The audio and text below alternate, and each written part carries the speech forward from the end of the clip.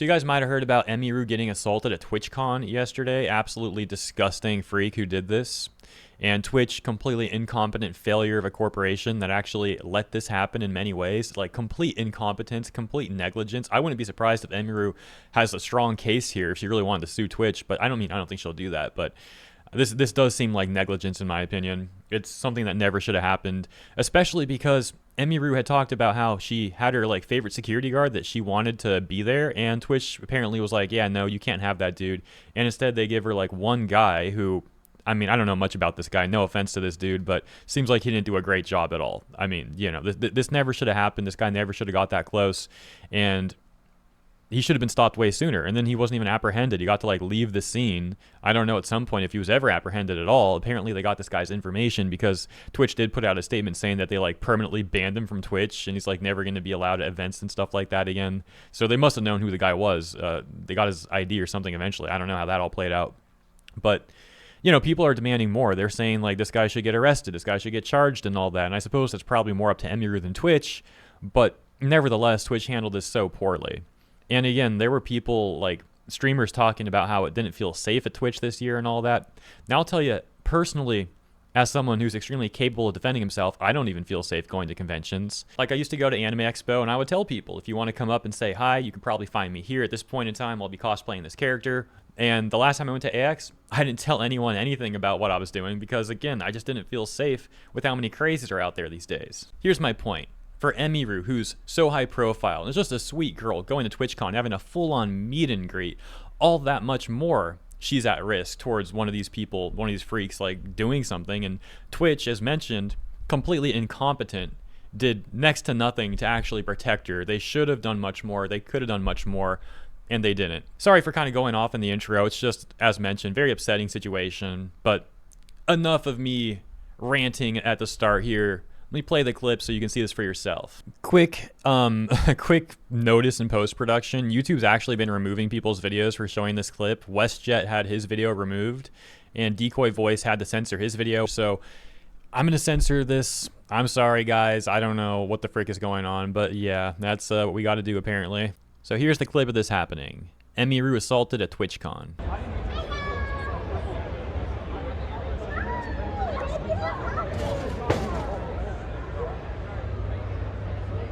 Whoa. So good on Emiru for being that aware, because it looks like as soon as this guy starts walking over, she instantly identifies this dude as some sort of creeper. Like she puts her hand up, she takes a step back to try and get distance. Unfortunately, her security guard was nowhere near as aware, because that dude never should have been allowed to cross the lines and get that close, to get up to her, let alone start feeling her up like that. And then what happens? He gets pushed away, and then he just gets to walk away. And what do we get from Twitch? Here's their response from this morning. They say, "The safety and security of all those attending TwitchCon is our highest priority. The behavior displayed by the individual involved in the incident yesterday involving a high-profile streamer was completely unacceptable and deeply upsetting. In line with the existing TwitchCon security protocols, law enforcement and event security were on site and responded to the incident. We immediately blocked this individual from returning to the TwitchCon premises, and they're banned indefinitely from Twitch, both online and in-person events. We are coordinating with the impacted creators team and, per our standard protocols, continue to cooperate with any law enforcement investigations. We have increased security at the meet and greet attendee check-in point and will have additional security personnel surrounding participating streamers. If you've RSVP'd for a meet and greet, please note that we are unable to accommodate +1s for the remainder of the event. Twitch has zero tolerance for harassment or acts that inhibit the safety and security of our community." They then added, "It's really important to us that our creators enjoy their experience at TwitchCon and feel safe.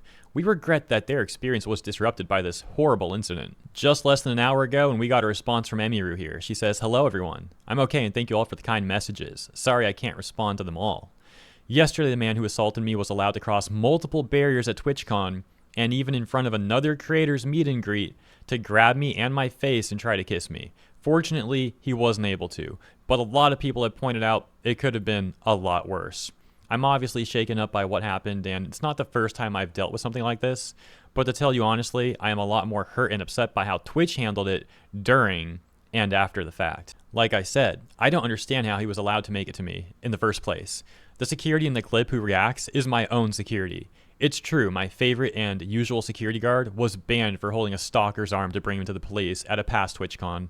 So this goes back to what I said in the intro about the security guard, where I mentioned that I don't want to judge him too much, and I should have elaborated on that more in the intro, my bad. But the reason why is because, as we just heard, it sounds like it may be more Twitch's fault than the security guard's fault, in that Twitch seems to be limiting what the security can even do. And Emmy's favorite security guard from before was banned from protecting her for being hired for this again because, oh, how dare you hold a stalker's arm and bring it to the cops? You got to be kidding me. Before we get back to the statement, let's take a look at this clip where Emiru talks about her favorite security guard getting banned from TwitchCon. I don't think that's true. Okay, maybe I shouldn't talk about this, whatever, who cares. I had a security guard 2 years ago where there was a guy following me around TwitchCon, and he like asked him to stop multiple times. My guard asked him and the guy wouldn't stop, so he grabbed the guy, but he didn't like hurt him. He was just holding the guy until like the con security came. And then for some reason they're like, yeah, because your security guard touched him, he's like perma-banned from the venue forever. But he didn't even hit him or anything. He just like held him while they waited for like the police to come. It was like my favorite security guard. I can't have him at TwitchCon anymore. And then it gets even worse. Look at this. She says back at the statement, however, there were at least 3 or 4 other TwitchCon security staff in the area who did not react and let the guy walk away, as you can see in the clip, since they don't even appear in the frame, lol. The woman who is walking me away is my own personal manager, and behind the booth, the only 2 people who were checking on me and comforting me were her and my friend. None of the TwitchCon staff came to ask what happened or if I was okay. My friend who was present told me Twitch security were also behind the booth afterwards, joking about how they didn't even see what happened and immediately laughing and moving on to talking about something else. What the... Dude, how is this actually reality? So if no one was checking if I was okay or if I needed anything and they let the guy run away initially, I have no idea what anyone hired to keep the event safe was doing. Well, they certainly weren't keeping the event safe. If anything, it sounds like they were actively doing what they could to make the event less safe, and that they were laughing about it. You know, earlier I mentioned that Twitch seems highly incompetent, and Halen's Razor would suggest that you should not attribute to malice what you can to incompetence or stupidity. But at what point does it cross over? Because finding out all this additional context, it seems like some of these people at Twitch were malicious. Like they were doing whatever they could to make this as dangerous as possible for the streamers, and they were just laughing about it. That doesn't just seem incompetent at that point. That does seem malicious in my opinion. In Twitch's statement, they said that the guy was immediately caught and detained. I'm sorry, but that's a blatant lie. He was allowed to walk away from my meet and greet, and I didn't hear he was caught until hours after he attacked me. And it felt like this only happened because of my manager pressing for it, not because TwitchCon staff present thought it was a big deal. She closes with this. I have a lot more to say, but I'll say it on stream later today instead of writing a book on here. Thank you guys again. Sorry you all had to see that. This is definitely my last TwitchCon, and it saddens me as a 10-year off and on attendee of TwitchCon. And I think other creators should seriously consider not attending in the future. I do not feel cared for or protected, even bringing my own security and staff. I can't imagine how creators without those options would feel. Stay safe, y'all. Everything is going to be okay. Yeah, I think she's spot on to never go back to TwitchCon and to recommend others to seriously consider not attending either. These people sound like absolute scumbags. And we all know how bad Twitch is ran. We've seen their double standards. We have seen how corrupt they are online. But seeing this now and how they're not different in real life when like physical health is at stake, the safety of their attendees and their streamers, everyone there, and this is how they treat that event, you would think that they would at least be a bit more professional and take the stuff more seriously when, you know, real lives are at stake at an in-person event. But it's the same thing. They're just as bad online as they are offline. If anything, it's even worse because, as mentioned, this is like another level of escalation, and they're a complete letdown as usual. Let's take a look at a few more clips we got here. This one titled, Emiru was warned, TwitchCon vibes are off. And then also, I haven't really felt this way, but I've heard so many streamers basically be like, the vibes are off this year. I don't want to go this year. I don't want to stream there this year. So I'm like, oh, well, I guess if everyone else feels that way, this may be a good bandwagon to hop on, perhaps. And next we've got this one. Keep in mind the whole thing about how this could have been worse too, because that's going to be a factor in this clip. It says, the man that attacked Emiru may have had a knife. The user saying, look at the man's left waist. He seems to have a case of some kind, a knife or a Leatherman. He also has something in his hands, but Twitch is saying it's possibly a pen or a marker. I'm only bringing this up because last year when I went to TwitchCon, security let me through with a Leatherman on my belt.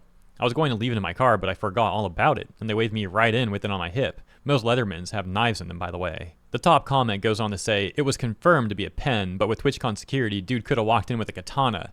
Someone else saying, I mean, a pen to the face from the guy that's twice your weight can still do significant damage. This man needs to be banned from every event known to man. And then this guy says, okay, but that logic, literally anything that's even slightly hard and pointy could be used as a weapon to make the situation seem more sensational. So keep that in mind. We go to the clip here that the OP posted, which is the assault clip in slow motion. And like, for that Redditor who's trying to say that like maybe people can sensationalize this or whatever, it's really not sensationalizing it at all. You can kill someone with a pen, not even on John Wick type stuff, you know, like memes aside. I've heard prison stories of dudes taking plastic forks and melting them together if they can, or like tying them together and then sharpening them on the ground and actually killing people with literally plastic forks. So you best bet, yeah, you could do the same thing with a pen. You don't need to be John Wick. If you aim it right with enough force, it can happen.